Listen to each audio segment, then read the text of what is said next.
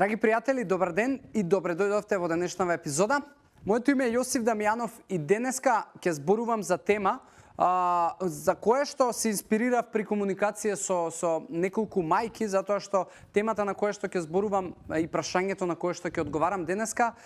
е поврзано со тоа како да им помогнете на вашите деца доколку можеби имаат проблем со килограми, а при тоа вашата помош и коментари и целата енергија која што ја трошите за да можеби ги инспирирате на некаква промена, практично прави контраефект, ги нарушувате односите, прави аверзија кај вашето дете и можеби дополнително му ја нарушувате самодовербата. Прва работа која што сакам да ви кажам дека ја разбирам за сите мајки, татковци, небитно луѓе кои што можеби се грижиме за тоа како некој изгледа, како се храни, колку е здрав и слично. Ја разбирам таа грижа и ја разбирам потребата и желбата да му помогнете на вашето дете, особено затоа што нормална е таа потреба од единствена причина што тоа се ваши деца. Но од друга страна, многу често родителите не знаат како да пристапат кон своите деца и често знаат да дополнително само ја влошат темата и проблемот за кој што можеби потегнуваат некакво решение, од причина што особено кога децата доаѓаат во таа возраст кај што почнува веќе пубертетот да функционира, кога почнуваат децата да пројавуваат желба за независност, кога почнуваат да можеби пројавуваат желба да имаат свој живот и така натаму, тие промени најмногу се случуваат во пубертет. Тоа е многу критичен период кај што или може навистина да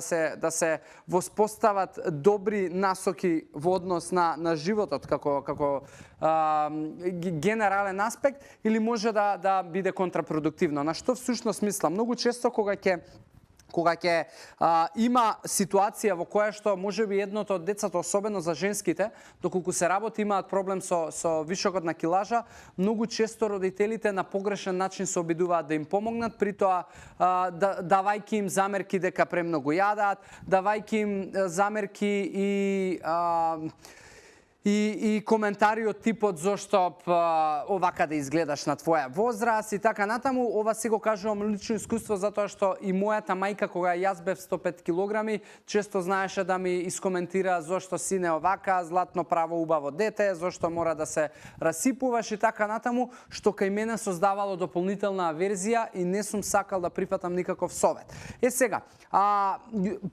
први виновници зошто е тоа така, не секогаш, но во 90% од случаите први виновници за лошата исхрана кај децата се родителите, бабите и дедовците, затоа што многу често, особено сега тоа многу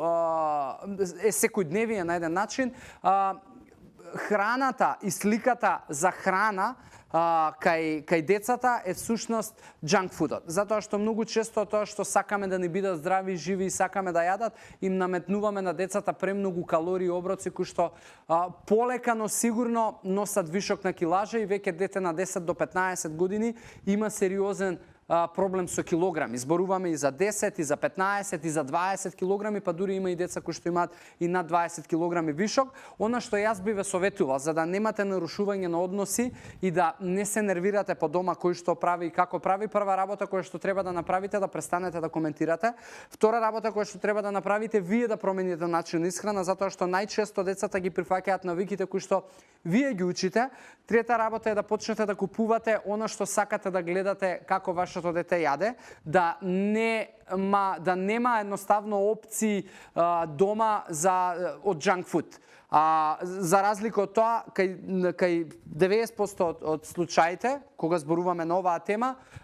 висеките и фрижидерите се полни со junk food. Од грицки, од благо, од сокови, од сувомеснати работи, од лебови, од така натаму, значи работи кои што всушност го носат вишокот на килограми и ги носат, што е најлошо, навиките за лоша исхрана. Тие се три работи, четврта работа која што секогаш функционира и ви го гарантирам тоа затоа што секојдневно работам со луѓе, е да дозволите трето лице да ги каже коментарите кои што вие сакате да ги кажете на вашето дете, затоа што многу поразлично функционира кога непозната личност ќе наметне нешто. Во случај кога вашите деца сакаат да бидат независни, се борат да имаат свој живот и така натаму, е многу подобро непознато лице да пренесе нешто, особено лице кое што е компетентно и лице кое што може преку приказка, можеби да на други случаи да ја инспирира личноста да завземе некаква промена. И исклучиво ретко се случува да можеби родител помогне и наметне некакво темпо на исхрана. Единствено што може да направите е да покажувате со пример и пак ја потенцирам да се обидете на вашето дете да му помогнете, односно да го запознаете со личност која што е упатена во оваа област на исхрана и едноставно повторно ќе речем преку приказна да му помогне на вашето дете, затоа што не знам зошто, ама тоа е природа и секогаш третото лице ќе има поголем ефект.